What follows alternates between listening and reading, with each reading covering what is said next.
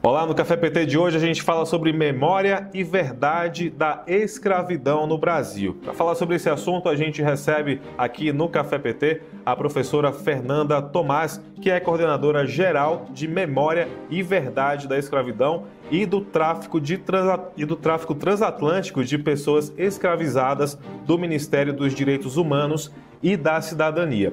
Já preparou o seu café? Então chega com a gente, porque o Café PT começa agora.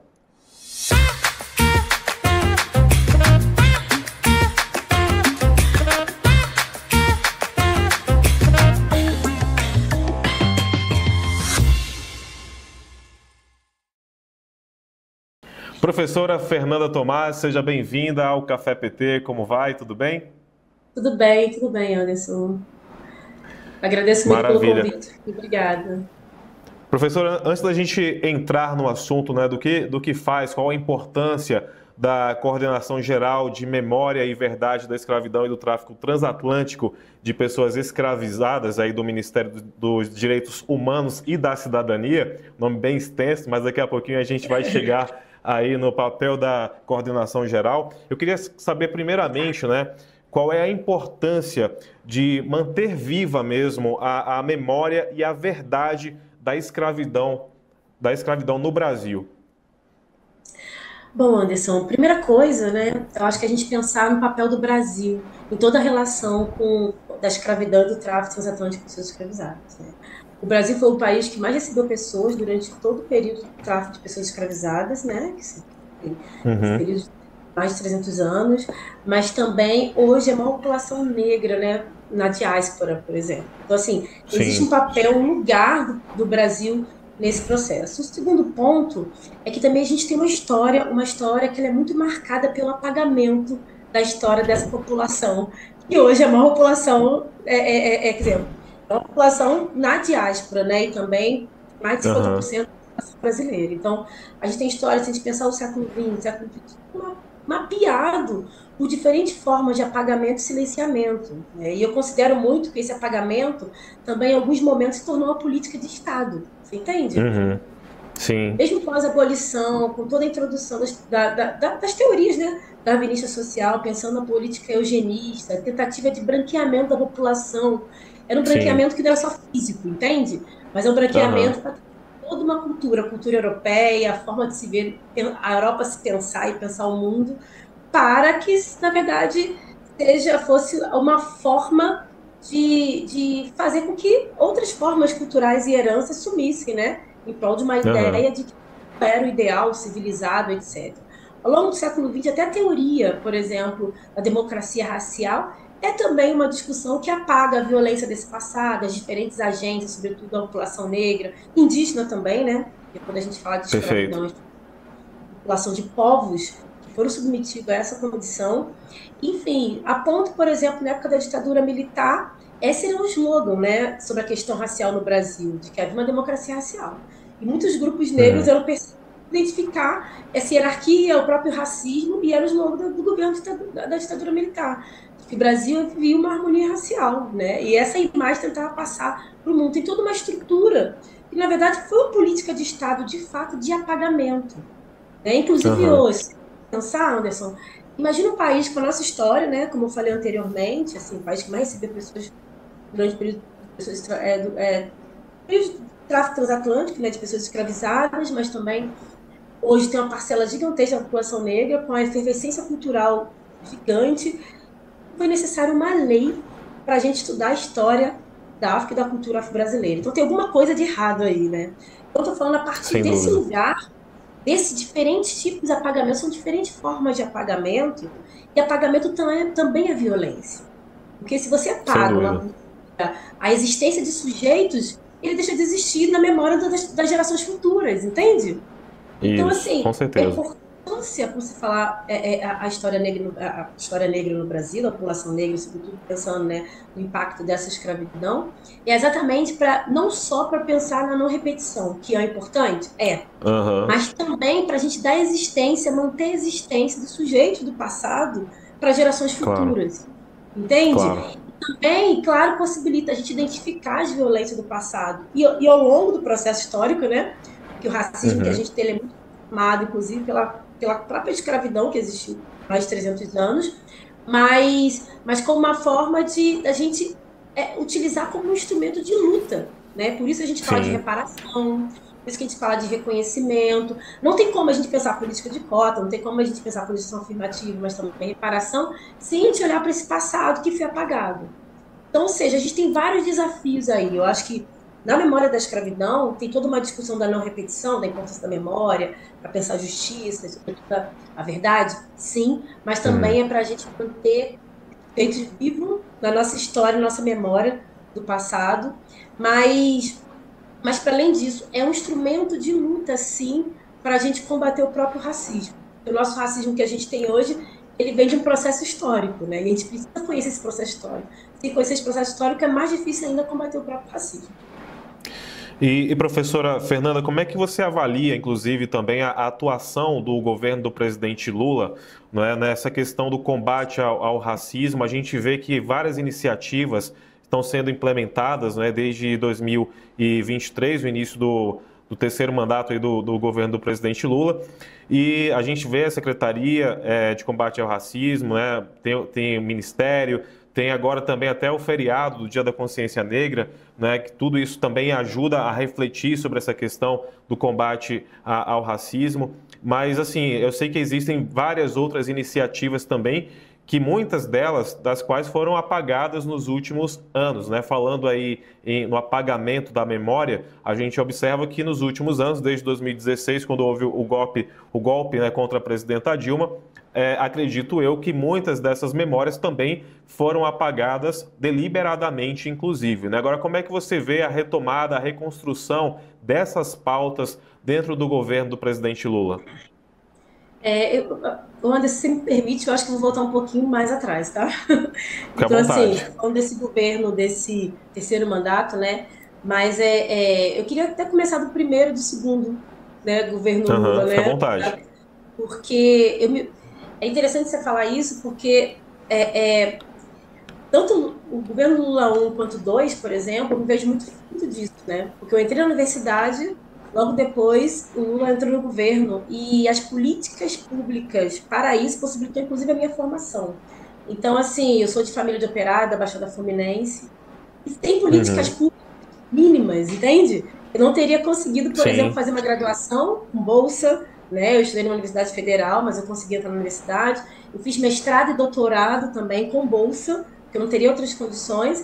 Mas, além disso, também eu ainda passei no concurso como professora, que eu dou aula na Universidade Federal desde Juiz de Fora, que é um momento também que houve uma expansão das universidades. Então, assim, eu vejo que a minha carreira, na verdade, né? Toda a minha trajetória profissional na área de história, ela tem muito a ver com esses dois mandatos aí. Se não houvesse essas políticas públicas, minimamente, possivelmente a gente não estaria trocando aqui eu com a minha experiência, claro, com a minha especialidade, até porque as políticas públicas foram fundamentais aí para pensar a igualdade Aham. racial. Também, assim, a primeira lei do governo Lula, né, de 2003, foi a lei que instituiu a lei 10.060, foi a lei 10.079, que instituiu a obrigatoriedade do ensino de história da África, da cultura afro-brasileira. E eu sou especialista em história da África. Então, graças também, obviamente, essa obrigatoriedade, que não só tem uma questão de, como se fala, da obrigatoriedade de se ser o ensino de história da cultura negra, né? Mas também criou-se um campo, na verdade, né? Consolidou-se um campo de história da África, o qual hoje eu sou especialista, então, estou na Universidade de História da África. Esse é um ponto, né? Legal. Como eu vejo, obviamente, que Sim. aí veio o governo da presidenta Dilma, houve o golpe, que a gente teve muitos retrocessos.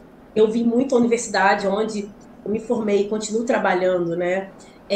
Sendo cada vez mais sucateadas e vendo meus alunos que eles não tinham os mesmos acessos, possibilidades, né, que eu tinha em função, né, de que era uma outra universidade, enfim. E quando veio, obviamente, o último governo, é a destruição, não só desse espaço, né, da própria universidade, espaço acadêmico, mas sobretudo da pauta racial. Um governo que aí, ele assim, um retrocesso tão grande, que, a meu ver, ele é um governo que voltava àquelas concepções da Vinícius social eugenista, né, extremamente Uhum. racista, estava tão pouco preocupado com, na verdade, com a questão social e, sobretudo, com uma igualdade racial na sociedade. Então, obviamente, assim, a Sem gente dúvida. foi um desafio também, né? Eu acho que entra o governo Lula, e aí tem o Ministério da Igualdade Racial, que era a secretaria que ela, né, CPI, torna o Ministério da Igualdade Racial, mas também tem certamente um incentivo e fortalecimento para as políticas em torno, né, para a igualdade racial mesmo, pelo combate ao racismo. Mesmo que minha coordenação, ela não teria existido se não fosse esse governo. Né? Porque, assim, o Brasil é um país que tem uma dificuldade ainda hoje de trabalhar com fazer política de memória de uma forma geral, que essa memória da escravidão, entende? Então, assim, né? As políticas que são implementadas nesse governo, elas são fundamental para pensar, claro, o combate ao racismo, mas é porque é esse governo. Então, até que eu digo assim, a gente precisa, na verdade, desenvolver as políticas com, eu poderia dizer, de uma maneira que a gente consiga fazer política de Estado, para que, independente do que vai acontecer daqui a 2 anos ou não, que ela tenha bases, né, e que não seja facilmente também destruídas, né, porque a gente sabe, quando a gente chegou aqui no início de 2023, ano passado, a gente estava no processo de reconstrução, né? E reconstrução mesmo. Exatamente. Então, assim, a gente tem uma preocupação, essa preocupação, pensar em políticas em torno de igualdade, seja política para povos indígenas, população negra, para as mulheres, assim, ela é fundamental se a gente pensa numa sociedade de fato democrática, né? E é isso, a gente estava no meio de um desespero total e que essas pautas aí, elas não eram nem negligenciadas, elas eram ridicularizadas, inclusive. É um absurdo, Com certeza. Né? E aí, assim, é um processo que a gente está passando de reconstrução, de trazê-la como pauta fundamental para a nossa sociedade ser mais justa. Então, assim, eu não tenho dúvida, eu estou falando isso para você, eu quero dizer para você que eu acredito nisso, né? E sem esse governo, essas políticas não estariam acontecendo. E para mim, assim, faz parte da minha formação. Isso, na verdade, o governo Lula 1 e 2 foi fundamental para a minha formação, inclusive a minha vinda para cá foi muito orientada por isso, pela pauta, que eu acho que é importante, fundamental, mas também por achar que é importante contribuir, sabe? Porque nos governos 1 e 2 foi tão importante para a minha formação, eu acho que estar aqui, né, tentando reconstruir uma pauta que eu acho que ela é fundamental para a nossa sociedade, então isso me motivou muito, estar nesse lugar aqui. Você continua com a gente, porque depois do intervalo a gente continua falando sobre esse assunto aqui no Café PT. Não sai daí.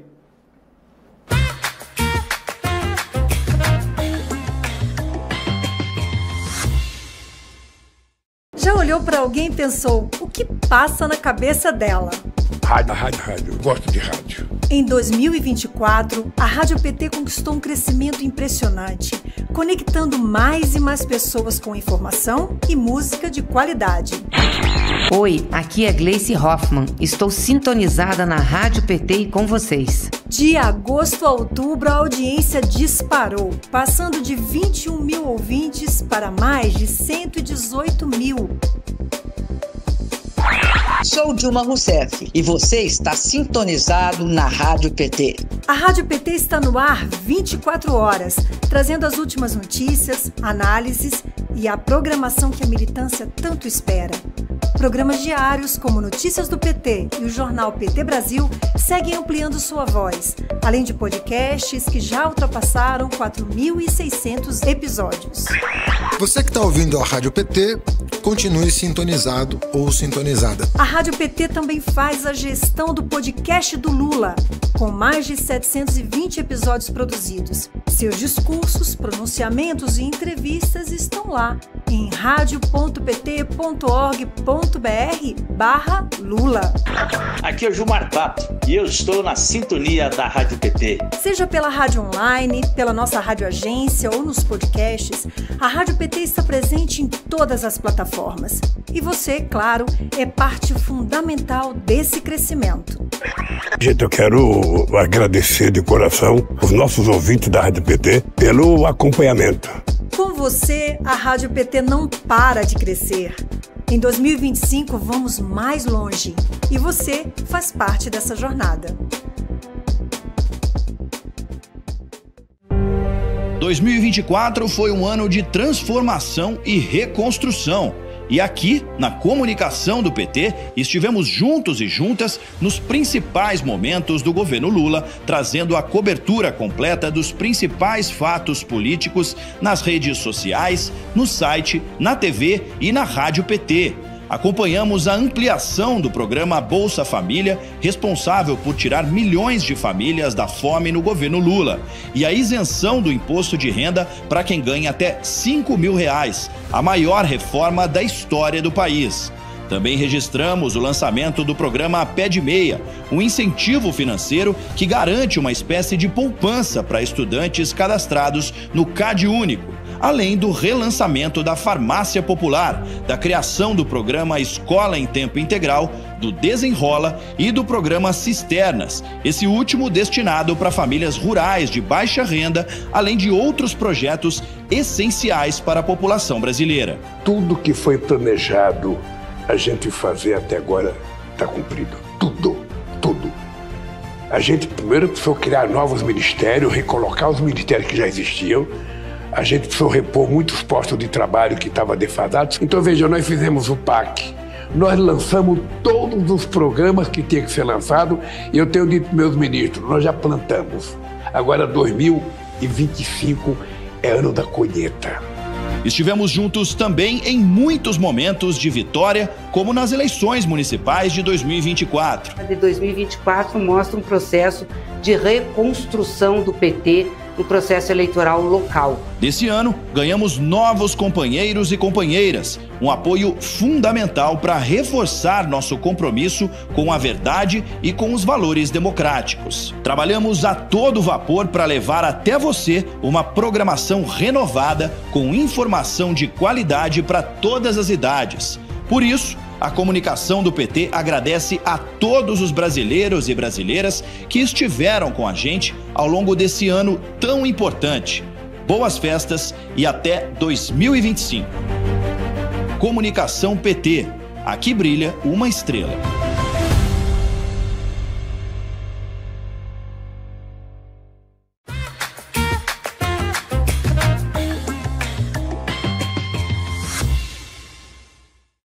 Olá, já estamos de volta aqui no Café PT, hoje falando sobre o trabalho da Coordenação Geral de Memória e Verdade da Escravidão e do Tráfico Transatlântico de Pessoas Escravizadas do Ministério dos Direitos Humanos e da Cidadania.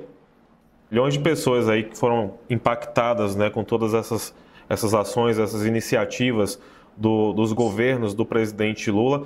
Eu não tenho a mesma cor que você, né? Eu sou considerado branco, mas eu também fui beneficiado também por iniciativas do governo Lula que, inclusive, eu também me ajudaram na minha formação. Então, realmente, como fiz parte de famílias de baixa renda, essas coisas todas, eu também fui beneficiado, né? Fazendo parte aí também dessa estatística, como você, professora Fernanda. Agora, uma coisa que é importante destacar, a questão do processo da reconstrução e também da luta pela permanência dos direitos que já foram adquiridos também, porque senão acaba que, no final das contas, esses direitos acabam sendo perdidos realmente, né? É preciso que haja essa luta contínua.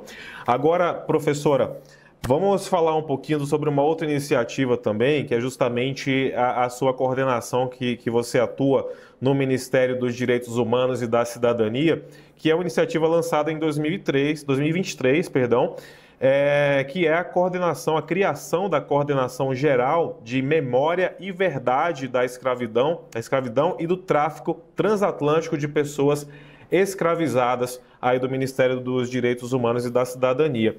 Queria entender primeiramente, né, qual é o papel dessa coordenação e o que já foi feito, né, qual o balanço que você faz durante esse período em que que essa coordenação foi implementada, qual a importância que ela tem hoje para o país também. Primeira coisa, eu gostaria de falar, porque assim, essa é a primeira iniciativa a nível federal a tratar especificamente do tema, né? Então, assim, isso eu acho que é bastante interessante. O segundo ponto que eu queria mencionar, para tentar esclarecer o papel dessa coordenação, enfim, é que essa coordenação ela foi criada dentro de uma assessoria, como você mencionou no início, né? Assessoria especial em defesa da democracia, memória e verdade. E essa assessoria ela foi criada para pensar sobretudo os crimes, né, da ditadura militar, do período da ditadura militar, da violência do passado, do período de um contexto histórico específico. E uma das questões que foram pensadas logo no início do governo, sobretudo, aqui no Ministério de Direitos Humanos, né, é exatamente isso. A gente está falando de violência histórica, violência do passado. Por que a gente não fala da escravidão? Né? Por quê?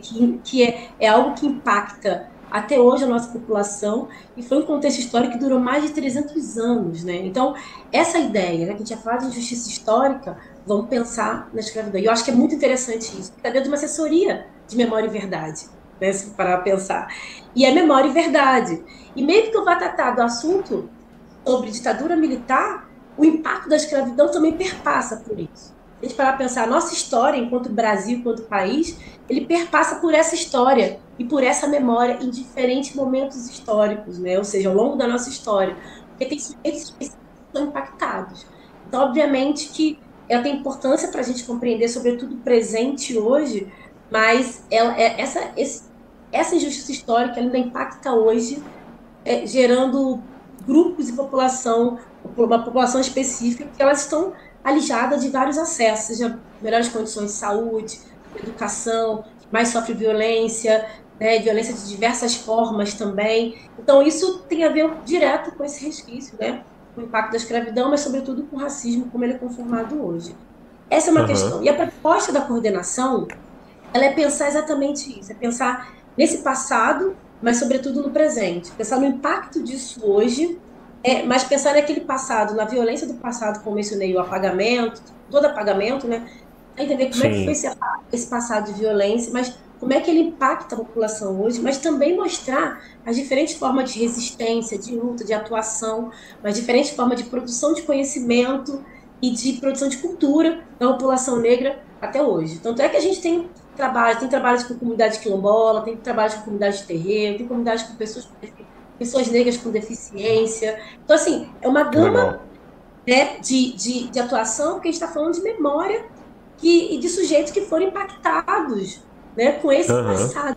A gente está falando do presente. Então, o que isso gera para o presente, né, para várias situações? Então, é isso. A gente tem os caminhos que é isso. A gente não só fala da violência do passado, que é importante manter vivo, como eu mencionei, como instrumento de luta, mas também da gente olhar para todo o histórico de lutas e resistências do passado, né, que inclusive possibilita também a gente criar forças e ter subsídios para também enfrentar os desafios do presente. Então, essa é uma das questões. E a gente tem 3 eixos que a gente trabalha, que é a ideia da memória, pensar reconhecimento e pensar reparação. A memória é isso que eu estou falando para você. Reconhecimento é reconhecer que foi um passado violento, que a gente precisa se responsabilizar, criar políticas públicas, enfim, seja o que for, precisa pensar em reparação também, etc.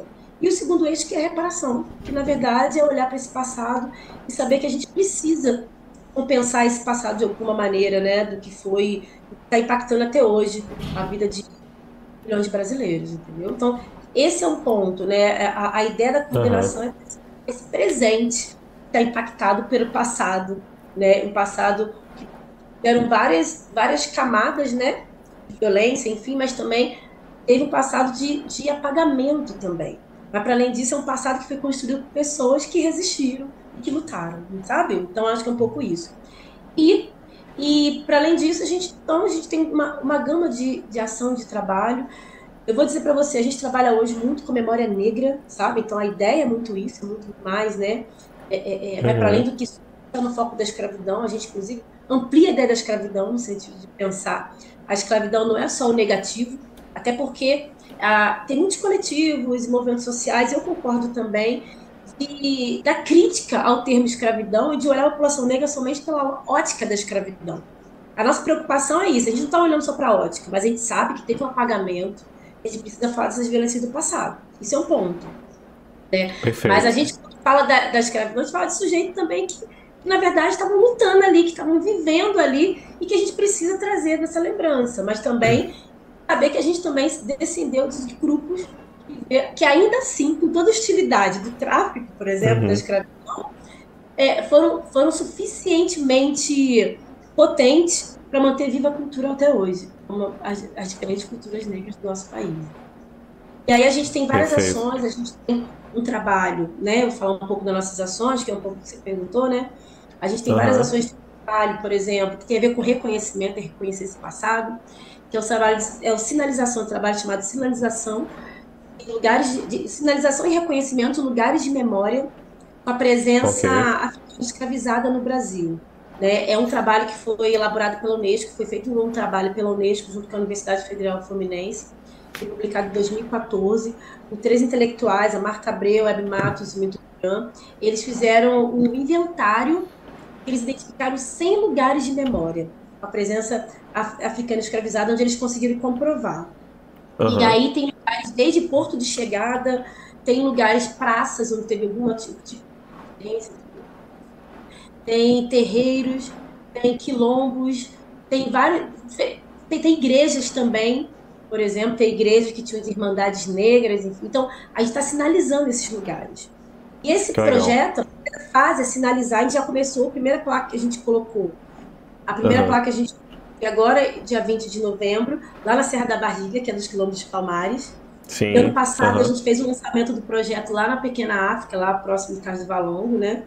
E agora a gente vai começar a sinalizar todos os 100 lugares. São cerca de 66 municípios que vão receber placas, né, desses lugares de memória. E a primeira fase do projeto é sinalizar. Mas a gente entende também, Anderson, que política de memória não é só sinalizar e colocar placa. Acho que a gente precisa fazer um processo educativo, né? Entende? Exatamente. E aí, a segunda fase, a gente vai fazer, é um processo, né, na verdade, a elaboração de materiais didáticos e oficinas. Mas a partir elaborado por pessoas do território sobre aquele lugar de memória. Entendeu? Então, a segunda fase desse projeto, a gente está trabalhando em parceria, exatamente em diálogo, junto com o Ministério da Igualdade Racial, o Ministério da Cultura e o Ministério da Educação, entendeu? Então, e junto com a Unesco também. Então, esse é um projeto que também abarca, assim, mais em termos de Brasil, né? Mas também a gente tem, por exemplo, um projeto que tem a ver com, um projeto em diálogo com o Museu da República, junto com a Defensoria Pública da União, que, na verdade, é um trabalho que está em torno daquelas peças do Nosso Sagrado, não sei se você conhece. Nosso Sagrado são as peças que foram retiradas dos terreiros, né, pela polícia no final do século XIX, e aí do final do século XIX até 1940, que estão no Rio de Janeiro, ficaram muito tempo também dentro da polícia, depois agora foi para o Museu da República, e a guarda é uma guarda compartilhada por um grupo, um comitê gestor, tipo um comitê formado por lideranças religiosas, que tem a guarda compartilhada. E esse projeto nosso não é nem a análise das peças, é a análise do inquérito que era feito quando a polícia batia em cada terreiro. Então, o inquérito que era feito, a ideia é fazer uma análise mais jurídica e a gente elaborar um dossiê de reparação, sabe? Formas e caminhos para a reparação para essas comunidades de terreiro, entendeu? Esse é um dos projetos também. Perfeito. A gente tem... Fernanda, só uma pergunta. Esse material todo, né, que você está citando aí, como os locais identificados, material didático, esses dossiês aí que vocês estão observando também, isso tudo vai ser disponibilizado de alguma forma? A sociedade brasileira vai ter acesso a isso de uma forma fácil? Como é que vocês estão pretendendo disponibilizar esse material também? Sim, esse material, por exemplo, de sinalização dos lugares de memória, a ideia é a gente fazer... a gente pensou em imprimir também, né? E como tem diálogo com o MEC, da gente enviar para as escolas, enfim, mas também a gente fazer em formato digital também, para que as pessoas tenham acesso a esse material. O dossiê, por exemplo, a gente está feito de maneira participativa com as lideranças religiosas. Então a gente também está pensando no educativo também didático. Mas a gente tem outros projetos que também tem a ver com o formato mais educativo. A gente tem um projeto lá em Alcântara, nas comunidades quilombolas de Alcântara, que é para a criação de um museu lá, gente, né? Que, na verdade, foi uma solicitação deles. Mas junto com a criação desse museu, a gente está fazendo um trabalho mais amplo de política de memória. Então está o MEC junto com a gente para pensar numa educação quilombola, está o Ministério do Turismo também, que vai estar pensando no turismo comunitário, pensando na memória, né? Comunitário, mas tá o IFAM também, pensando em inventário, a Fundação Palmares, o Ministério da Igualdade Racial. Então, a gente está pensando numa gama de atuação, de ações, tá? Que envolve patrimônio também, junto com o processo da criação do museu, e uma das propostas dele é ter esse processo educativo, principalmente interno. Acham que a juventude hoje, né, de lá das comunidades, não estão se engajando na luta política. Eles acham que a memória é um caminho importante, né, para fazer com que puxar essa juventude para se envolver com as questões políticas, né, dentro do próprio território, mas também eles querem muito uma elaboração de materiais didáticos, enfim. Então, esse é muito o nosso escopo, né? É pensar em materiais. Isso a gente tem, por exemplo, um trabalho que está envolvendo a memória do João Cândido, né, da revolta da Chibata, enfim. A gente está produzindo junto com a Rural do Rio de Janeiro, que vai envolver as escolas, vai ser uma atuação, vai ser um vídeo, criação de um vídeo mais didático sobre João Cândido, a produção de um livro em quadrinhos também. Mas serão feitas oficinas na Baixada Fluminense, no Rio de Janeiro, porque era da Baixada, né? Então a gente tem feito, pensando nesse trabalho. Então a gente tem várias outras ações que a gente toca no processo educativo, porque é isso, assim. Primeiro, como eu falei para vocês, a gente tem uma dificuldade de pensar na importância da memória no Brasil, né? Porque se a gente chegar na rua e perguntar às pessoas, a memória serve para quê? Você vai ter certeza que muita gente vai tremer, vai até se questionar o que é memória de fato, né? É verdade. Mas eu acho que a gente precisa trazer a importância da memória no nosso país, e assim, diferentes contextos históricos e tal, pensar na importância da memória. E no nosso caso, a memória da escravidão, com todo apagamento, né, e com a violência sobre isso, o racismo muito premente, é fundamental que a gente pensa na memória a partir de uma forma pedagogizada, sabe? A gente precisa trazer essa reflexão da memória, a importância disso para o imaginário social, porque sem isso é muito difícil lutar contra o racismo. E eu vejo hoje, cada vez mais, para mim, a memória é um dos principais instrumentos para a gente ver o quanto o que a gente vive hoje, a desigualdade que a gente vive hoje, ela tem uma história, sabe? Ela tem uma história, ela tem um processo. E isso ajuda a gente a pensar nas formas de combater, seja a violência de hoje, seja a discriminação de hoje, seja a desigualdade de hoje. Tem projeto... Fernanda, eu vejo que você... Desculpa, pode concluir, pode falar. Não. Tem projeto que eu queria só mencionar aqui, que é um projeto que é muito caro pra gente, que tem um programa do governo, né, que é do governo Lula, já desde... É o Viver Sem Limites, né? E agora está na segunda versão, Viver Sem Limites 2, que na verdade é um trabalho com pessoas com deficiência.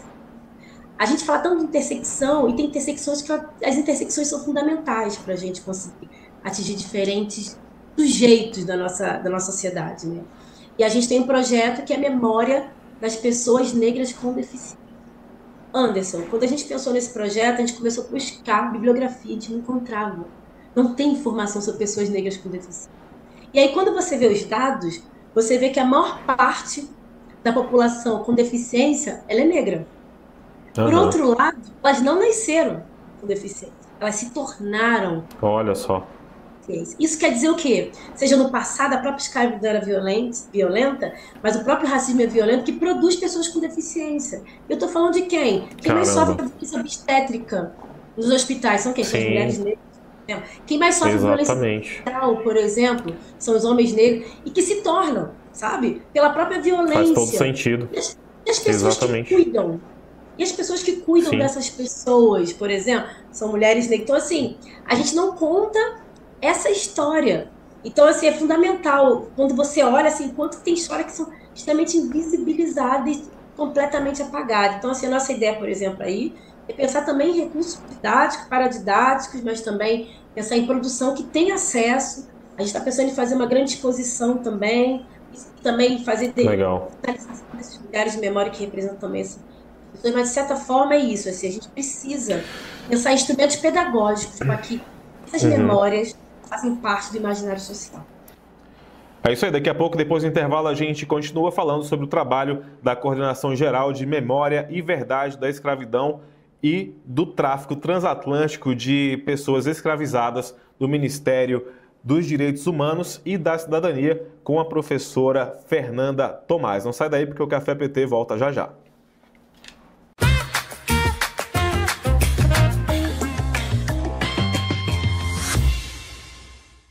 Já olhou para alguém e pensou, o que passa na cabeça dela? Rádio. Gosto de rádio. Em 2024, a Rádio PT conquistou um crescimento impressionante, conectando mais e mais pessoas com informação e música de qualidade. Oi, aqui é Gleice Hoffmann. Estou sintonizada na Rádio PT e com vocês. De agosto a outubro, a audiência disparou, passando de 21 mil ouvintes para mais de 118 mil. Sou Dilma Rousseff e você está sintonizado na Rádio PT. A Rádio PT está no ar 24 horas, trazendo as últimas notícias, análises e a programação que a militância tanto espera. Programas diários como Notícias do PT e o jornal PT Brasil seguem ampliando sua voz, além de podcasts que já ultrapassaram 4.600 episódios. Você que está ouvindo a Rádio PT, continue sintonizado ou sintonizada. A Rádio PT também faz a gestão do podcast do Lula, com mais de 720 episódios produzidos. Seus discursos, pronunciamentos e entrevistas estão lá em radio.pt.org.br/Lula. Aqui é o Gilmar Tato e eu estou na sintonia da Rádio PT. Seja pela rádio online, pela nossa rádio agência ou nos podcasts, a Rádio PT está presente em todas as plataformas. E você, claro, é parte fundamental desse crescimento. Gente, eu quero agradecer de coração os nossos ouvintes da Rádio PT pelo acompanhamento. Com você, a Rádio PT não para de crescer. Em 2025, vamos mais longe. E você faz parte dessa jornada. 2024 foi um ano de transformação e reconstrução. E aqui, na comunicação do PT, estivemos juntos e juntas nos principais momentos do governo Lula, trazendo a cobertura completa dos principais fatos políticos nas redes sociais, no site, na TV e na Rádio PT. Acompanhamos a ampliação do programa Bolsa Família, responsável por tirar milhões de famílias da fome no governo Lula, e a isenção do imposto de renda para quem ganha até R$5 mil, a maior reforma da história do país. Também registramos o lançamento do programa Pé de Meia, um incentivo financeiro que garante uma espécie de poupança para estudantes cadastrados no CadÚnico, além do relançamento da Farmácia Popular, da criação do programa Escola em Tempo Integral, do Desenrola e do programa Cisternas, esse último destinado para famílias rurais de baixa renda, além de outros projetos essenciais para a população brasileira. Tudo que foi planejado a gente fazer até agora está cumprido. Tudo. A gente primeiro precisou criar novos ministérios, recolocar os ministérios que já existiam. A gente precisou repor muitos postos de trabalho que estavam defasados. Então, veja, nós fizemos o PAC. Nós lançamos todos os programas que tinham que ser lançados. E eu tenho dito para meus ministros, nós já plantamos. Agora, 2025 é ano da colheita.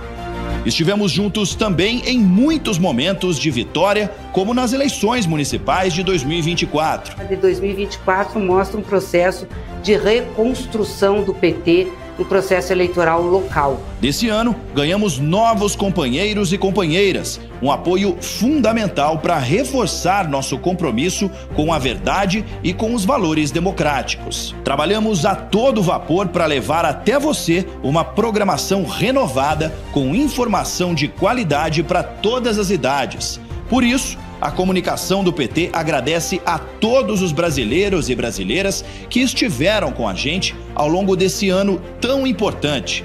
Boas festas e até 2025. Comunicação PT. Aqui brilha uma estrela.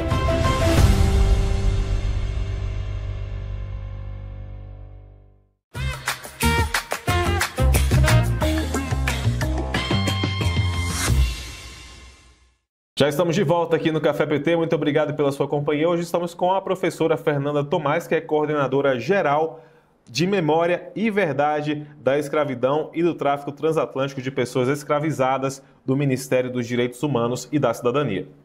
Agora, Fernanda, a gente fala bastante, né, sobre memória e verdade da escravidão no Brasil, mas voltando agora para o contexto da nossa atualidade, a gente infelizmente ainda convive muitas vezes aí com o trabalho análogo à escravidão, por exemplo, e nesse recorte, acredito, pelo que eu vi um estudo aqui, 65% das pessoas que trabalham em situação análoga à escravidão também são pessoas negras, né? Ou seja, acaba atingindo também esse público aí em cheio. Como é que vocês observam também, o trabalho da sua coordenação também é voltado para esse tipo de situação, ou ele é realmente mais voltado para a memória, realmente? O nosso trabalho é mais voltado para a memória, sim, né? Certo. Mas como eu estou dizendo, né, na verdade, a partir da memória a gente entende o contexto atual, né? A gente consegue, a partir dessa memória, a gente consegue entender esse contexto, sobretudo esse dado que você trouxe. Então, assim, existe aqui no Ministério dos Direitos Humanos uma coordenação do trabalho escravo, né, que trata especificamente desse tema. A gente está mais voltada para a memória e para o impacto, né, na verdade, da escravidão, enfim.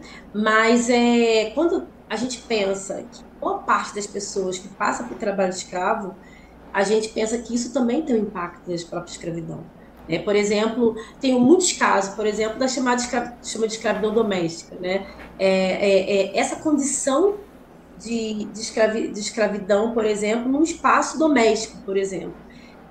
Na verdade, isso é uma forma explícita de um passado no presente, quase isso, né? Que são pessoas, geralmente são mulheres negras, ou, né, que trabalham na casa de pessoas, elas moram, muitas delas não tiveram as suas relações sociais, por exemplo, os vínculos com a família não têm, e não aprenderam, na verdade, são analfabetas, enfim.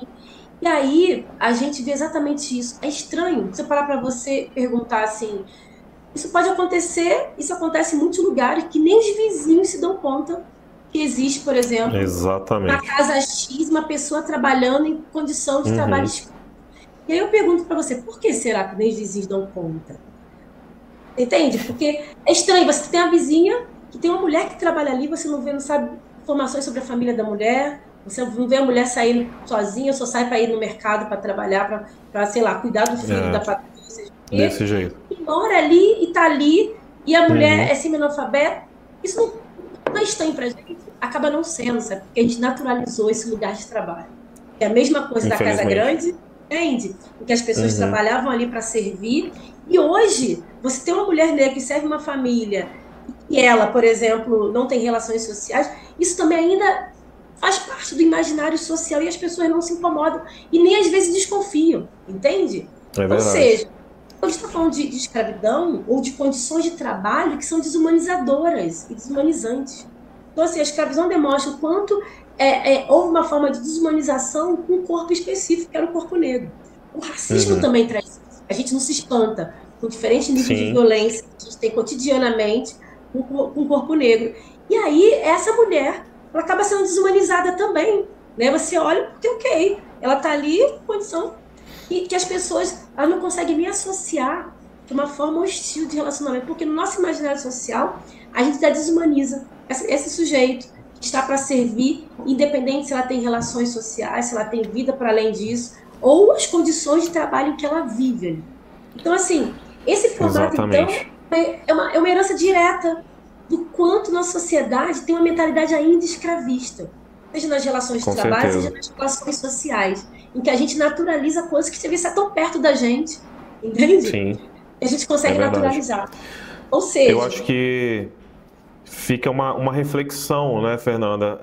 Porque muitas vezes, como você disse, a gente acaba naturalizando, a sociedade acaba naturalizando esse tipo de comportamento, e é importante que cada um de nós, independente da cor, né, independente de qualquer grupo que a pessoa possa participar da sociedade, de observar realmente se na sua família, se no seu vizinho, se uma família que você conhece, existe alguém nessas condições aí, como a Fernanda acabou de citar. E se houver, é preciso ser denunciado, né? Porque realmente é um crime você manter uma pessoa numa situação como essa.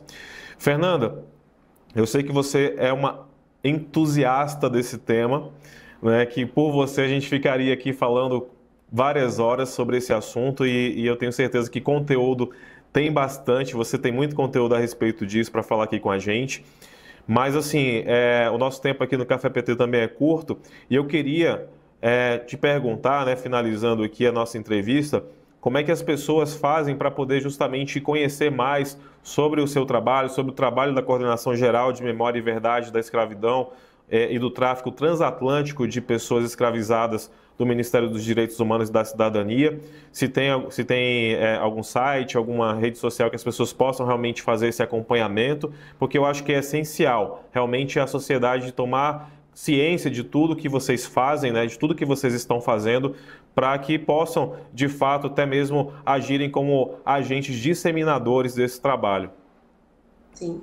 No site do Ministério, né, no site do Ministério tem as áreas temáticas e tem as informações da coordenação. A gente tem explicação sobre a coordenação, a gente tem as nossas ações, em que caminho está, em que momento elas estão as ações também. A gente atualiza informações com o que a gente está fazendo, participando, enfim.